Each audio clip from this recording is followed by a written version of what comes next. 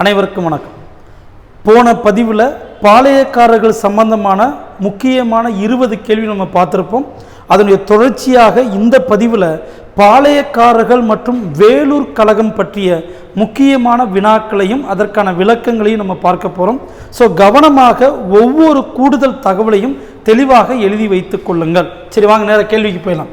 அப்போ முதல் கேள்வி பாருங்கள். இந்த பதிவில் முதல் கேள்வி, முதல்ல நான் ஏற்கனவே தெளிவாக சொல்லியிருப்ப எல்லா பதிவுலையும் முதல்ல நீங்கள் பார்க்க வேண்டியது சரியான கூற்றா தவறான கூற்றா. ஒரு கேள்வி வாசிக்கும் போதேவும் சரியான கேள்வியா தவறான கேள்வியா என்பதை முதல்ல ஐடென்டிஃபை பண்ணுங்க. இதையே நிறைய பேர் நீ படிக்கிறது கிடையாது. நேரடியாக ஸ்டேட்மெண்ட்டுக்கு வந்துட்டு கீ செக் பண்ணும்போது அதை நீங்க பார்க்குறீங்க, அது தவறு. அப்போ இது சரியான கேள்வி. ஃபர்ஸ்ட் பாருங்க, உடையால் தனக்குத்தானே நெருப்பு வைத்து கொண்டார், அது தவறு. ஏன்னா இந்த இடத்துல குயிலி வந்திருக்கணும். அப்போ குயிலி தான் பாருங்க, வேலு நாச்சியார் உடையால் பெயரில் ஒரு பெண்கள் படைப்பிரிவை உருவாக்குகிறார். அந்த பெண்கள் படைப்பிரிவின் தலைவராக இருந்தது குயிலி. அவர்தான் தனது உடலுக்கு நெருப்பு வைத்துக் கொண்டு ஆங்கிலேயருடைய ஆயுத கிடங்கை அழித்திருப்பார். சரிங்களா? அப்ப பாருங்க, first statement is the wrong. ரெண்டாவது பாருங்க, குயிலி உடையால் என்கிற பெண்கள் படைப்பிரிவின் தலைமை ஏற்று வழிநடத்தினார். அப்ப second statement is the correct. First one தப்பு, செகண்ட் தவறு. சரி, first one wrong, second statement correct. அப்ப இந்த இடத்துல உடையால் யார்? உடையால் என்பவர் வேலு நாச்சியாரையும் குயிலியும் ஆங்கிலேயரிடம் காட்டி கொடுக்க மறுத்ததால் ஆங்கிலேயர்களால் கொல்லப்பட்டவர். அப்ப இந்த உடையாளுக்காக பாருங்க ஒரு நடுகல்லை உருவாக்கி தன்னுடைய தாலியை காணிக்கையாக செலுத்தி இருப்பார் வேலு நாச்சியார். ஸோ அப்போ மறந்துடக்கூடாது. அப்போ 21வது கேள்விக்கு பி இஸ் த ஆன்சர். சரி, நெக்ஸ்ட் பாருங்க. அடுத்து 22வது கேள்வி, சிவசுப்பிரமணியம் பிள்ளையை சிறையிலிருந்து விடுவித்து ஜாக்சனை பணியிடம் நீக்கம் செய்தவர் மெட்ராஸ் ஆளுநராக இருந்த எட்வர்ட் கிளைவ். அப்ப பாருங்க, போன பதிவுல இதை பத்தின தெளிவான கதையை நம்ம சொல்லியிருந்தோம். பாருங்க, சிவசுப்பிரமணியம் பிள்ளையும் கட்டபொம்மனும் ஜாக்சனை சந்திப்பதற்காக ராமநாதபுரத்திற்கு சென்றிருப்பார்கள். அங்கு கட்டபொம்மனை கைது செய்ய முற்படும் போது கட்டபொம்மனும் ஊமைத்துறையும் எஸ்கேப் ஆயிடுவாங்க. சிவசுப்பிரமணியம் பிள்ளை மட்டும் மாட்டிக்கொள்வார். அப்ப கட்டபொம்மன் மெட்ராஸ் நிர்வாக குழுவிற்கு தகவலை தெரிவிக்கிறார். மெட்ராஸ் நிர்வாக குழு 3 பேர் கொண்ட விசாரணை ஆணையத்தை உருவாக்கி இருக்கும். அந்த விசாரணை ஆணையத்தின் உறுப்பினர்கள் வில்லியம் பிரவுன், ஜான் காஸ்மேயர் மற்றும் வில்லியம் ஓரம் அப்படின்னு பார்த்திருப்போம். சரிங்களா? அப்ப விசாரணையின் முடிவில் கட்டபொம்மன் நிரபராதின்னு சொல்லியிருப்பாங்க. விளைவு, சிவசுப்பிரமணியம் பிள்ளை விடுதலை செய்யப்படுகிறார். ஜாக்சன் பணியிடம் நீக்கம் செய்யப்பட்டு அந்த இடத்தில் ராமநாதபுரத்தின் புதிய ஆட்சியாளராக நியமிக்கப்பட்டது எஸ்.ஆர். லூசிங்டன். இப்ப இந்த உத்தரவை பிறப்பித்தது மெட்ராஸினுடைய ஆளுநராக இருந்த எட்வர்ட் கிளைவ். மறந்துடக்கூடாது, கதை ரொம்ப முக்கியம், அதை விட ரொம்ப முக்கியமானது டேட்டாஸ்.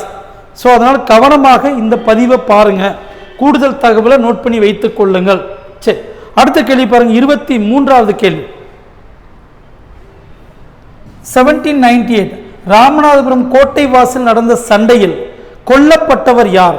ஏற்கனவே சொல்லிப்போம் பாருங்க, லெப்டினன்ட் கிளார்க். அப்ப இந்த இடத்துல என்ன சொல்லிப்பானாக்க, கட்டபொம்மனை கைது செய்ய முற்படும் போது கோட்டைக்கு வெளியில் இருந்த ஊமைத்துறை சண்டையை துவங்குகிறார். இந்த சண்டையில் லெப்டினன்ட் கிளார்க் உட்பட சில ஆங்கில வீரர்கள் கொல்லப்பட்டதாக எழுதப்பட்டிருக்கும். ஸோ இந்த லைனை அப்படியே பிடிச்சிருங்க, லெப்டினன்ட் கிளார்க், மறந்துடக்கூடாது. சரி, அடுத்து பாருங்களேன். 24வது கேள்வி, யாருடைய இயற்பெயர் தீர்த்தகிரி? தீரன் சின்னமலை. மறந்துடக்கூடாதியா, தீரன் சின்னமலை. இந்த இடத்துல பாருங்க, ஊமைத்துறையின் இயற்பெயர். சரியா? ஊமைத்துறையின் இயற்பெயர் குமாரசுவாமி. குமாரசுவாமி. இது ஏற்கனவே டிஎன்பிசியில் குரூப் 2க்காக கொடுத்த மாடல் கொஸ்டின் பேப்பர்ல இருக்கியா? அடுத்து செவத்தையா, துரை சிங்கம். பெரிய மருதை பொறுத்த வரைக்கும் வெள்ளை மருது. இதெல்லாம் அவருடைய இயற்பெயர், கவனமாக நோட் பண்ணிடணும். சரிங்களா? அதே மாதிரி வரலாற்றில் இன்னொரு குமாரசுவாமி இருப்பார். OKSR குமாரசுவாமி. இவர் யாருன்னா திருப்பூர் குமரன். திருப்பூர் குமரனுடைய இயற்பெயர் பாருங்க, OKSR குமாரசுவாமி, மறந்துடக்கூடாது. சரிங்களா? அப்ப 24வது கேள்விக்கு C இஸ் த ஆன்சர். அடுத்து பாருங்க 25வது கேள்வி. கர்நாடக உடன்படிக்கையின்படி பாளையக்காரர்கள் முடிவுக்கு வந்தது ஜூலை 31, 1801. அப்ப இந்த கர்நாடக உடன்படிக்கையின்படி தான் பாளையக்காரர்கள் முறை முடிவுக்கு வந்து தமிழகம் முழுமையாக ஆங்கிலேயருடைய கட்டுப்பாட்டில் வந்திருக்கும். சரிங்களா? இப்போ இந்த கர்நாடக உடன்படிக்கை ரெண்டு இருக்குங்க. ஒன்று 1792 கர்நாடக உடன்படிக்கை. அப்போ இந்த 1792 கர்நாடக உடன்படிக்கையின்படி ஆற்காட்டு நவாப் வரி வசூலிக்கக்கூடிய உரிமையை, பாளையக்காரர்களிடமிருந்து வரி வசூலிக்கக்கூடிய உரிமையை ஆங்கிலேயருக்கு வழங்கியிருப்பார். அது 1792 கர்நாடக உடன்படிக்கை. இங்க ஜூலை 31, 1801 இந்த கர்நாடக உடன்படிக்கையின்படி பாளையக்காரர்கள் முறை முடிவுக்கு வந்து தமிழகம் ஆங்கிலேயரால் முழுமையாக எடுத்துக்கொள்ளப்பட்டிருக்கும். சரி, அப்ப பாருங்க 25வது கேள்விக்கு C இஸ் த ஆன்சர். அடுத்து பாருங்க 26வது கேள்வி, கவனமா பார்க்கணும். சரியான கூற்று பாருங்க. அக்டோபர் 24, 1801 நாகலாபுரம் கோட்டையில் மருது சகோதரர்கள் தூக்கிலிடப்பட்டார்கள். தவறு. கேள்வி தப்புன்னு கொடுத்துருக்க, ஆன்சர் வந்து சரியா தவறாக மென்ஷன் பண்ணியிருக்காங்க. ஏன்னா மருது சகோதரர்கள் தூக்கிலிடப்பட்டது திருப்பத்தூர் கோட்டையில். சரிங்களா? நாகலாபுரத்தில் இல்லை. நாகலாபுரத்தில் தூக்கிடப்பட்டது சிவசுப்பிரமணியம் பிள்ளை. சரிங்களா? அப்ப பாருங்க, சிவசுப்பிரமணியம் பிள்ளை நாகலாபுரத்தில் தூக்கிலிடப்பட்டார். இது கரெக்ட். அப்ப பாருங்க சரியான கூற்று B இஸ் த ஆன்சர். அப்ப பாருங்க, தேதியெல்லாம் கரெக்டா இருக்கு அப்படின்னு பார்த்த உடனே ஆன்சர் பண்ணிடக்கூடாது. தேதி கரெக்டா இருக்கு, தூக்கிலிட்டார்கள் அப்படின்னு வாசிங்கன்னா கேள்வி தவறாயிரும்.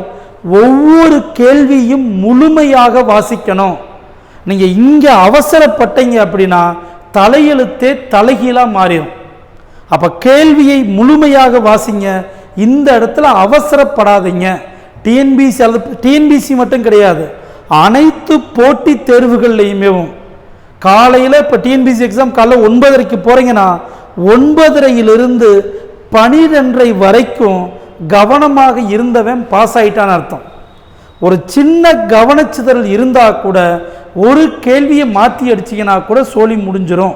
ஸோ அதனால் கவனமாக படிங்க. நாகலாபுரம் வரக்கூடாது, அங்கே திருப்பத்தூர் வரணும். அப்போ 26வது கேள்விக்கு B இஸ் த ஆன்சர். அடுத்து பாருங்க 27வது கேள்வி. லெப்டினன்ட் கர்னல் பான்சோர் காளையார் கோவில் பேட்டில் கரெக்ட் இல்லையா?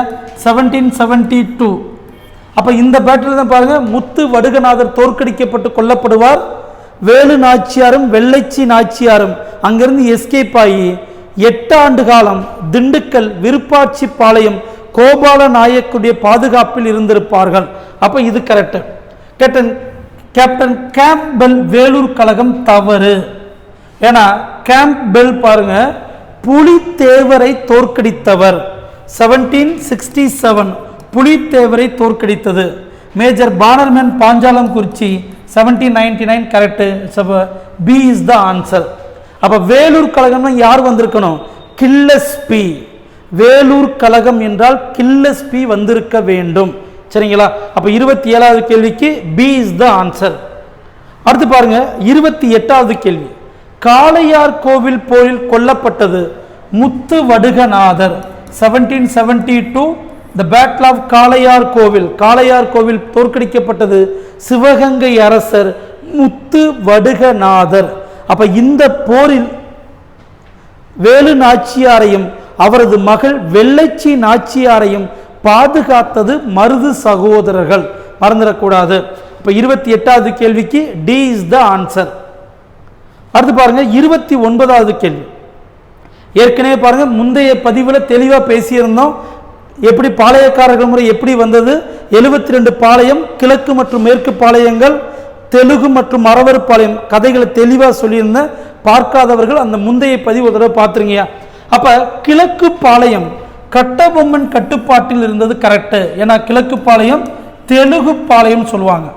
மேற்கு பாளையம் மருது சகோதரர்கள் கிடையாது, புலித்தேவருடைய கட்டுப்பாட்டில் இருந்திருக்கும். இந்த மேற்கு பாளையம் மறவர் பாளையம் என்று அழைப்பார்கள். அப்ப பாருங்க, சரியான கூற்று ஃபர்ஸ்ட் ஸ்டேட்மெண்ட் மட்டும்தான், ரெண்டாவது கூற்று தவறு. சரி, அடுத்து பாருங்களேன். 30வது கேள்வி, பாளையக்காரர்கள் முறை பாருங்க. 1529 விஸ்வநாத நாயக்கர் தனது அமைச்சர் தளவாய் அரியநாதர் உதவியோடு பாளையக்காரர்கள் முறையை அறிமுகப்படுத்துகிறார். அப்ப மதுரை நாயக்கம் எத்தனை பாளையங்களாக பிரிக்கப்பட்டது அப்படின்னா 72 பாளையங்களாக பிரிக்கப்பட்டிருக்கும். ஸோ கவனமா நோட் பண்ணிடணும். அடுத்து பாருங்க, 31வது கேள்வி, முத்து வடுகநாதர் களக்காட்டு போரில் கொல்லப்பட்டார். தவறு. இப்பதான் பார்த்தோம், காளையார் கோவில் போர். மருது சகோதரர்கள் உதவியோடு சிவகங்கையை கைப்பற்றி ராணியாக வேலுநாச்சியார் முடிசூட்டி கொண்டார். கரெக்டியா? 1780.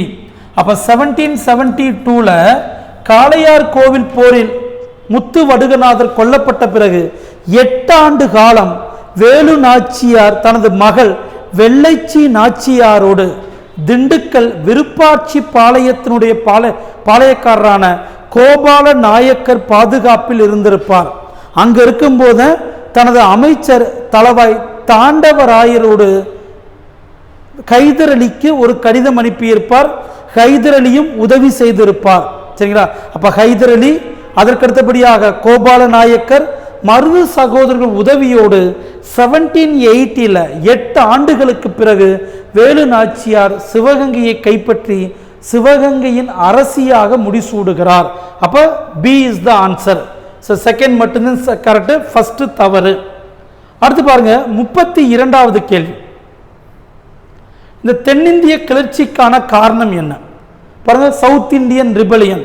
பொதுவாக பாருங்க, 1800 to 1801 இந்த மருது சகோதரருடைய புரட்சி, இந்த காலகட்டமானது இரண்டாவது பாளையக்காரர்கள் புரட்சின்னு சொல்லியிருப்பான். அதே நேரத்தில் இது தென்னிந்திய கிளர்ச்சி என்றும் அழைக்கப்பட்டு இருக்கிறது. இதற்கு காரணம் கம்பெனியுடைய சீர்திருத்தங்கள். அப்ப சீர்திருத்தங்கள்ன்ற பேர்ல ஆங்கிலேயர்கள் செய்த அடக்குமுறை. அடுத்து பாருங்க, பொருளாதார சுரண்டல், பஞ்சம். சரிங்களா? குறிப்பா பாருங்க, மருது சகோதரர்களுக்கும் ஆங்கிலேயருக்கும் பிரச்சனை வருவதற்கு மிக முக்கிய காரணம் அப்படின்னா, திருச்சியில் இருந்த ஆற்காட்டு நவாப் இருக்கார் இல்லையா, அவருடைய கஜானாவில் இருந்த உணவு தானியங்களை மருது சகோதரர்கள் கொள்ளையடித்து மக்களுக்கு வழங்கினார்கள். இதுவும் ஒரு காரணமாக இருக்கும்.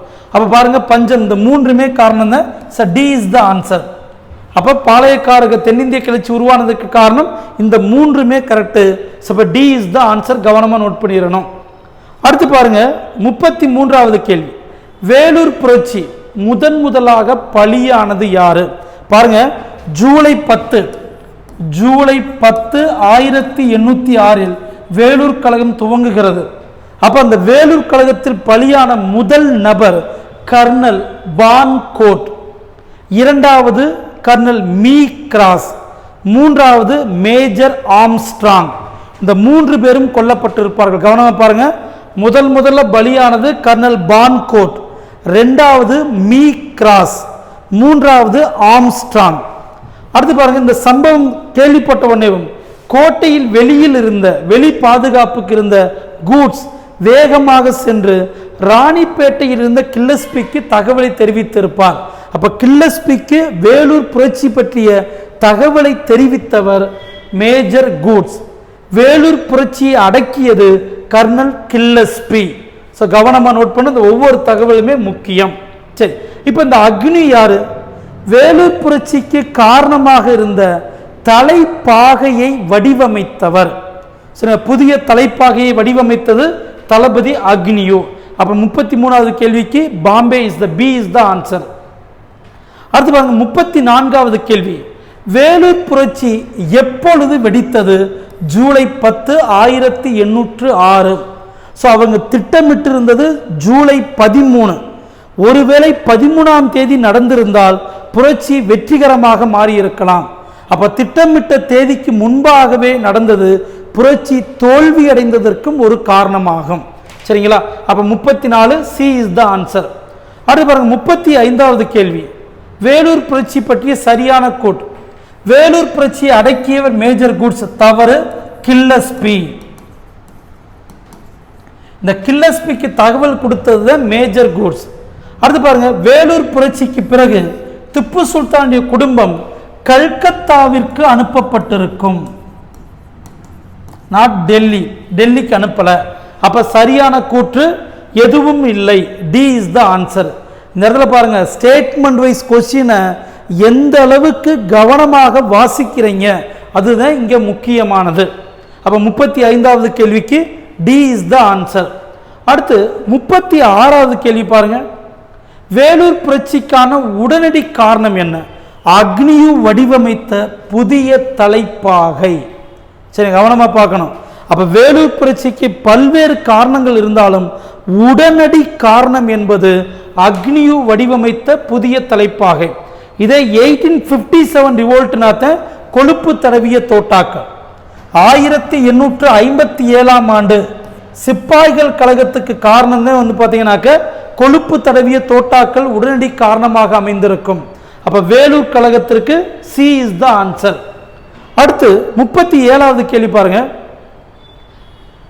வேலூர் கழகம் நடைபெறுவதற்கு காரணமாக இருந்த இராணுவ கட்டுப்பாட்டு முறைகளை அறிமுகப்படுத்தியது ஜான் கிராடக்.